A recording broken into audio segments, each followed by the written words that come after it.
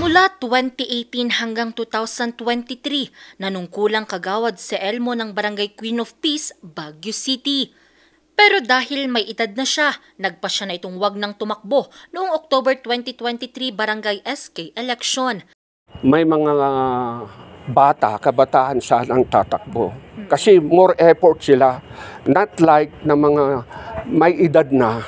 When it comes to effort, your efficiency in working, imbis makatrabaho ka ng 80%, siguro yung working points mo na lang mga 50% dahil nga due to old age. Kailangan natin yung mga bata na maging barangay official kasi nga para active talaga na sila anytime yung matawagan mo. Kaya nang mabalitaan itong aprobado na sa kamera ang panukalang 6 na taon ang termino ng mga barangay at SK officials, hindi ito sumang-ayon. Kailangan 1 to 3 years, that is obsolete, okay na yan, approve na yan.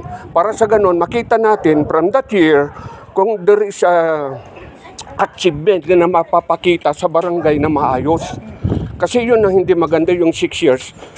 Pa-relax ko minsan yung mga barangay official na kasi iba-iba naman ang iba-iba naman yung mindset kasi yung mga barangay official. Meron yung nagtatrabaho ng maayos, meron naman yung pa-relax. Paano naman yung mga barangay official na nagtatrabaho ng maayos? Pero kung ang punong barangay ng Santo Tomas proper Baguio City na si Alejandro ang tatanungin, mas mainam daw ito. Magandang balita yan sa lahat, lalo na dito sa mga bago.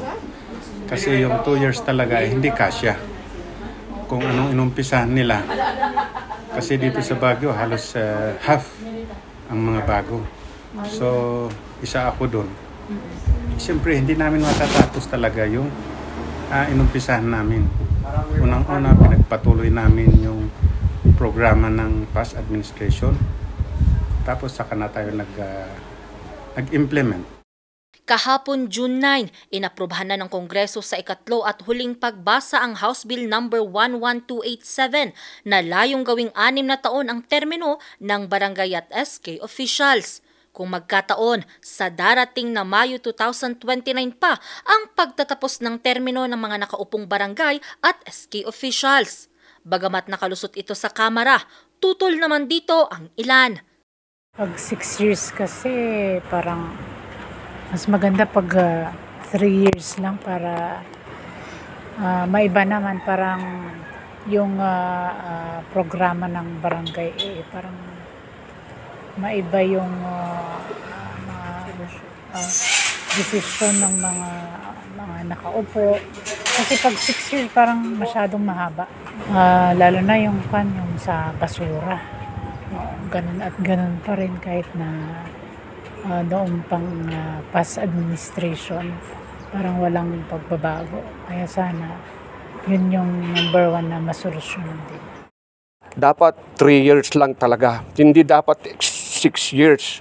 Para sa ganon, yung mga nakaupo na 1 to 3 years, makikita natin how they improve, how they run the barangay.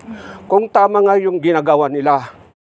153 kongresista ang sumang-ayon sa nasabing panukalang batas habang 4 naman ang tumutol at 1 ang nag-abstain. Isasalang pa lamang ito sa Bilateral Conference Committee para pag-iisahin ang bersyon ng Kamara at ng Senado bago matapos ang 19th Congress. Sa kabila nito, patuloy pa rin ang isinasagawang paghahanda ng COMELEC para sa December 2025 barangay at SK election hanggang sa hindi pa ito na isa sa batas. Angel Arquero, RNG News.